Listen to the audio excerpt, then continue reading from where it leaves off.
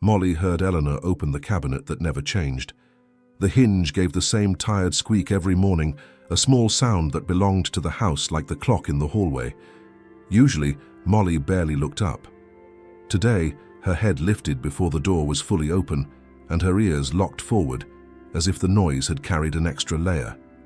Eleanor stood at the kitchen counter with her careful posture, shoulders slightly rounded, cardigan sleeves pushed up. She had already finished breakfast. The water glass was there, the orange pill bottle beside it. Her fingers were slower than they used to be, but the sequence was automatic. Bottle, cap, pill, sip. Molly jumped onto the chair without hesitation. Her paws landed too hard, claws catching briefly, and Eleanor flinched at the sudden movement. Molly did not rub against her. She did not ask for food. She leaned toward Eleanor's hand, nose close to the bottle, and her body tightened like a spring. Eleanor twisted the cap. The first pill clicked against plastic. Molly struck. It was not a playful swipe. It was a shove with purpose. The bottle slid, hit the edge of the counter, and fell. It hit the tile and burst open. White tablets scattered in a wide arc, rolling under the table into the gap by the fridge toward the hallway. Eleanor's breath caught. She bent, slowly, careful with her balance, reaching for the nearest pill. Molly dropped to the floor and stepped in front of her hand. Then she swatted, fast. Her claws grazed Eleanor's skin. A thin red line appeared across the back of Eleanor's hand. Eleanor froze, shocked more than hurt. She tried again, slower, with the same intent. Molly swatted again, harder, then planted herself over the pills like a barrier. Her tail was low, her shoulders lifted, her eyes wide and fixed on Eleanor's fingers. She made a low sound that did not belong to routine. Not a meow, not a complaint. Something urgent and rough. Eleanor straightened with effort, holding the counter for support. She stared down, confused, and tried to step around Molly. Molly blocked her path. It lasted long enough to feel wrong, long enough for Eleanor's irritation to rise and then turn to uncertainty. Long enough for Molly's insistence to stop being strange and start being alarming. Eleanor reached for the broom to sweep the mess away. Molly lunged toward the broom handle as if the movement itself was dangerous. Eleanor paused. The routine had broken. The pill was still there, scattered on the floor, and Molly was acting like the smallest object in the house had become a threat. Eleanor tried to fix the morning the way she fixed everything else, by doing it again slower and expecting the world to cooperate.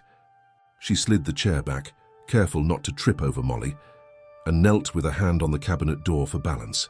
The first pill she picked up was nearly under Molly's paw. Molly swatted her hand away. Eleanor straightened, breathing a little harder, and stared down at her cat as if the look itself might explain the behavior. Molly did not blink. Her ears stayed forward, and her body stayed between Eleanor and the scattered tablets. Eleanor decided to remove the obstacle. She reached down to lift Molly. Molly twisted out of her grip. She sprang onto the chair again, then onto the counter, moving with a speed that did not match the calm of the kitchen. Eleanor's bottle, now capped, sat near the water glass. Eleanor's hand moved toward it. Molly pushed it again. This time Eleanor caught it before it fell, but the bottle slipped and the cap loosened. 2 pills dropped into the sink with a dull click. Molly leaned over the sink, staring into the drain as if the pills had vanished into a hole that mattered. Eleanor's patience thinned. She told herself the cat was overstimulated, maybe startled by something outside. She tried to soothe her with touch. Molly pulled away from the hand, not aggressive, just refusing contact as if comfort was a distraction. Eleanor turned the faucet to rinse the sink. Molly snapped her head toward the water and recoiled. Her paws skittered on the counter. She leapt down and ran to the hallway, stopping halfway to look back, then running again. Eleanor stood alone in the kitchen with the bottle in her hand and no clear path to finish her routine. She felt the familiar pressure of needing things to stay orderly. So she tried a new plan. She poured the pills into her palm, away from the bottle, away from Molly's reach. She held them close to her chest and took the glass of water in her other hand. Molly appeared instantly at the doorway. She did not rush. She approached with a controlled pace, tail stiff, eyes locked on Eleanor's closed fist. Eleanor stepped sideways, thinking she could simply walk past her cat. Molly jumped not at Eleanor's face, but at her hands. Her paws hit Eleanor's wrist. The pills spilled. They scattered again, bouncing off the tile. Eleanor gasped and stumbled back. Her heel caught the edge of the mat by the sink. She grabbed the counter to stop herself from falling, heart racing from the near miss. Molly landed on the floor and stood over the pills again, guarding them like a living gate. Eleanor's fear arrived late after the jolt. She stared down at Molly and realized she was sweating. Her mouth tasted dry. She had not even taken the medication yet, and already the morning had turned into a struggle she was not equipped to win. She tried to do what she always did with Molly's misbehavior, redirect. She shook the treat container. The familiar rattle usually summoned Molly immediately. Molly did not move. Eleanor shook it again. Molly's eyes flicked toward the sound for a fraction of a second, then snapped back to the pills. The instinct was stronger than hunger. That alone made Eleanor's stomach tighten. Eleanor decided to pause. She swept the pills into a small bowl, then placed the bowl on top of the fridge, high enough that Molly could not reach. She put the bottle back into the cabinet and closed the door firmly. She told herself she would try again in an hour. Molly followed every step, close to Eleanor's ankles, then stopped and stared at the cabinet door as if something behind it was alive. An hour passed.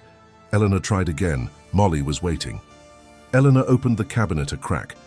Molly jumped and shoved her head into the gap, forcing the door wider. Eleanor tried to close it. Molly pushed back, body braced, paws on the cabinet edge, refusing to let it shut. Eleanor felt herself getting frustrated, and frustration made her movements rougher. She pushed too hard. Molly slipped, fell and hit the tile with a thud. For a brief second, Eleanor thought she had hurt her. Molly lay still, blinking, stunned. Eleanor's heart lurched. She bent down, reaching. Molly sprang up before Eleanor could touch her. The shock turned instantly into determination. She darted around Eleanor's legs and launched herself onto the counter again, as if the fall had taught her nothing except urgency. Eleanor felt a wave of guilt, then irritation at her own weakness. She could not keep doing this. She needed the pill. She needed the routine. She needed control. She tried to outsmart her cat. She took the bottle into the living room and sat in her armchair. She placed the glass of water on the side table. She waited, hoping Molly would settle. Molly did not settle. She jumped onto the armrest and stared at Eleanor's hand. Eleanor tried to tilt the bottle quietly, keeping it low, away from Molly's eyes. Molly swatted the bottle. It flew from Eleanor's hand and rolled under the couch. Molly immediately crouched in front of the couch, shoulders squared, guarding the bottle like it was dangerous prey. Eleanor stared, breath shallow. She felt suddenly tired, not from age but from the fight. She told herself carefully that skipping one dose was not ideal but not catastrophic. She told herself she would take it later. She told herself the cat must have sensed something wrong with the pill itself, maybe a chemical smell, maybe contamination. That thought felt comforting because it made Molly right. Eleanor made the mistake of trusting the comfort. She left the bottle under the couch and tried to return to her day. Molly followed, still tense, still tracking her movements.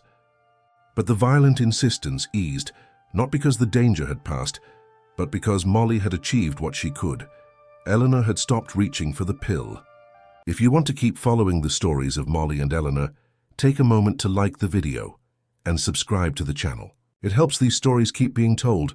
By mid-afternoon, the house looked normal again. The kitchen floor was clean, the cabinet doors were shut. The bowl of rescued tablets sat untouched on top of the fridge. Eleanor moved slowly through her tasks, but she was moving, and that felt like proof that nothing serious had happened. Molly lay by the window in a patch of sun, grooming her shoulder with slow, methodical strokes. Her tail flicked now and then, but her body no longer looked like a spring held under pressure. Eleanor watched her from across the room and felt her own tension loosen. Eleanor reasoned through action. She made tea, drank half of it, and did not feel dizzy. She ate a small snack and did not feel sick. The mist pill did not immediately punish her. That made the decision feel safer. When the evening came, Eleanor retrieved the bottle from under the couch with the broom handle, not wanting a repeat of Molly's earlier aggression. Molly watched from the rug and did not interfere. Eleanor placed the bottle on the counter, beside the water glass, as if laying it there restored the routine even if she had not taken it. Eleanor told herself she would take the medication the next morning, at the exact time to compensate. She set the bottle where she could not forget it. She even placed a note beside it, a small effort to keep tomorrow orderly. Molly jumped onto the chair and sniffed the bottle. Eleanor's muscles tensed, expecting another attack. Molly did nothing. She stepped away, hopped down, and walked calmly toward the hallway. That calm felt like permission. Eleanor went to bed early. She moved with the careful slowness of someone who believed the day's problem was finished. Molly followed and curled near Eleanor's feet, purring softly, the sound steady and familiar. The lamp was turned off. The room went dark. For hours, nothing happened. No strange noises, no frantic movement, no broken objects. The house settled into the quiet that Eleanor depended on. The earlier chaos began to feel like a minor incident, a cat acting out, a routine disrupted and then repaired. Eleanor slept with the belief that the danger had been avoided. Molly slept with the belief that she had successfully stopped something.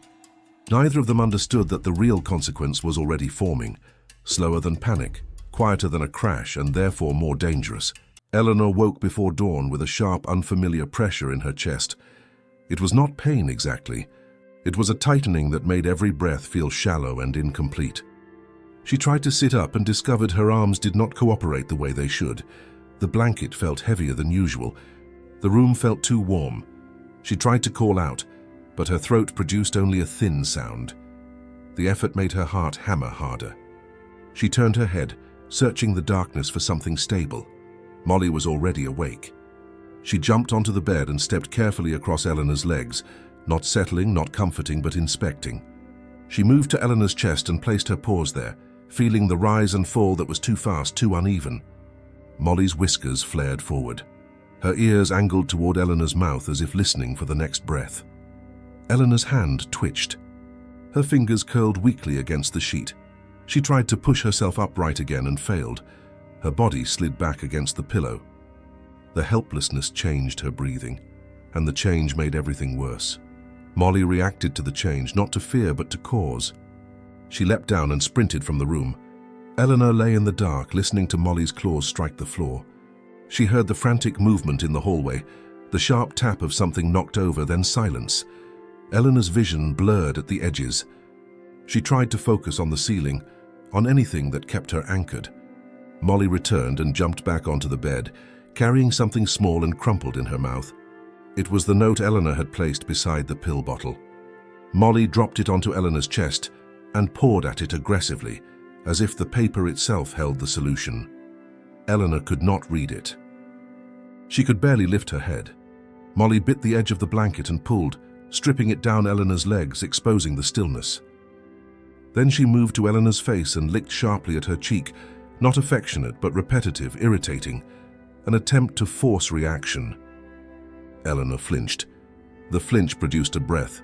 The breath produced a rasping sound. Molly froze for half a second, then bolted again. This time she went to the living room.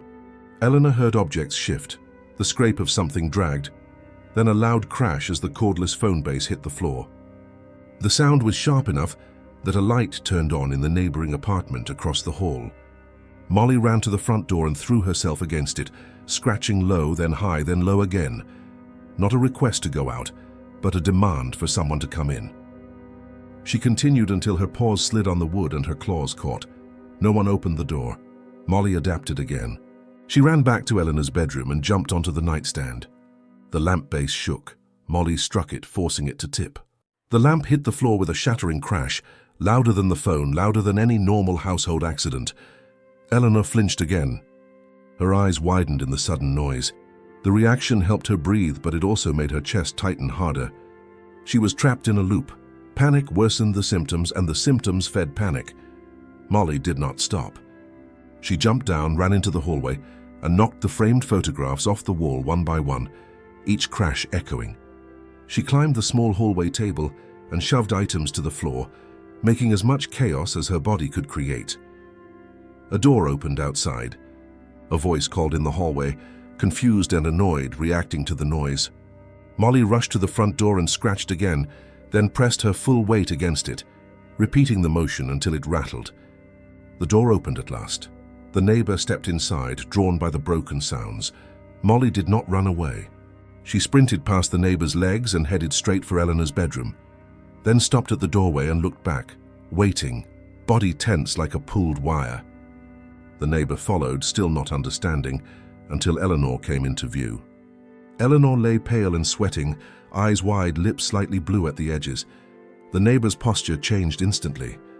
The neighbor reached for a phone, hands shaking, and called emergency services. While the call happened, Molly moved with a different focus. She jumped onto the bed and placed herself against Eleanor's side, not as comfort, but as pressure anchoring Eleanor's body from sliding as her muscles weakened. When Eleanor's breathing stalled for a second too long, Molly pressed her paws against Eleanor's chest and shifted her weight, forcing a small movement, forcing Eleanor's lungs to respond. The neighbor tried to lift Eleanor's shoulders to help her sit. Eleanor's head lolled. The neighbor hesitated, afraid of doing harm. Molly did not hesitate. She climbed onto Eleanor's chest and made herself heavy, then stepped off again, repeating, a crude rhythm of pressure and release, an instinctive attempt to keep the body engaged. The sirens arrived, but the minutes before they arrived were long enough to be dangerous. Paramedics entered fast, filling the small bedroom with light and urgency. Equipment was opened. A mask was placed over Eleanor's face. Oxygen hissed into the room. Hands moved with practiced speed, lifting her arm, checking her pulse, calling out observations to one another. Eleanor's eyes fluttered, focused briefly, then lost focus again as her breathing struggled to stabilize. Molly stayed on the bed, pacing along the edge, refusing to be pushed away.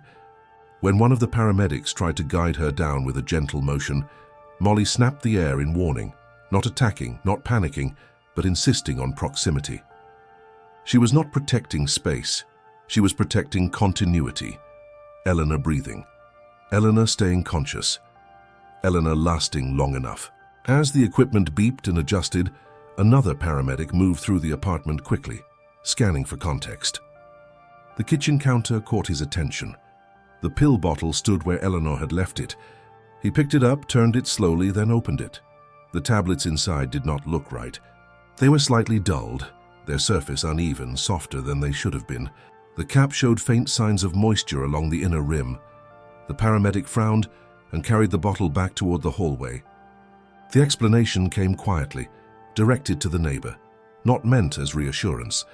The medication had likely been compromised by humidity. Taken in that condition, it could have caused an immediate adverse reaction. A sudden drop, a faster collapse, something Eleanor's body might not have survived alone in the morning. The missed dose had triggered one crisis. Taking that pill hours earlier might have triggered another, sharper, faster, and far less forgiving. Eleanor was lifted carefully onto the stretcher.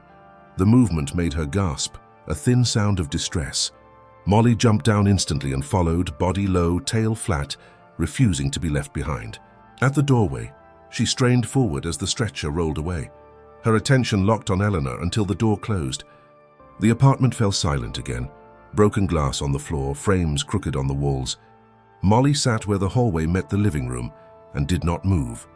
For the first time since the morning, there was nothing left for her to block, nothing left for her to knock down, nothing left to adapt to. She waited, ears forward, body rigid, holding the last line she could. Hours later, Eleanor returned, supported, exhausted, alive. The routine would be rewritten, the medication adjusted, the margin for error narrowed. Molly watched every step, every breath, not because she understood what had gone wrong, but because she had learned something irreversible. That morning, stopping Eleanor had been necessary. It had just not been enough. The routine changed the next day, and it did not change gently. The pill was moved into a weekly organizer with clear compartments. An alarm was set on the neighbor's phone and on a small kitchen timer, loud enough that Eleanor could not ignore it. Another note was taped to the cabinet, not as a reminder but as a rule. Eleanor's movements became slower, more deliberate. She sat before taking the medication now. She drank water first. She waited, checking her breathing. She did not trust her body to handle mistakes. Molly learned the new pattern without understanding why it mattered. She stayed in the kitchen during the medication time, not lounging, not sleeping, but watching. She sniffed the organizer, then stepped back.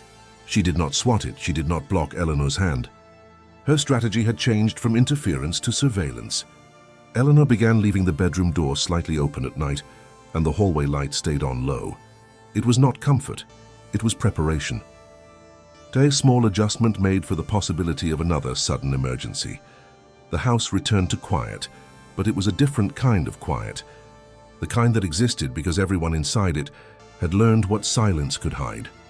Molly curled near Eleanor's feet again, as always, but her ears remained ready to lift at the smallest wrong sound. If you want to keep following the stories of Molly and Eleanor, take a moment to like the video and subscribe to the channel. It helps these stories keep being told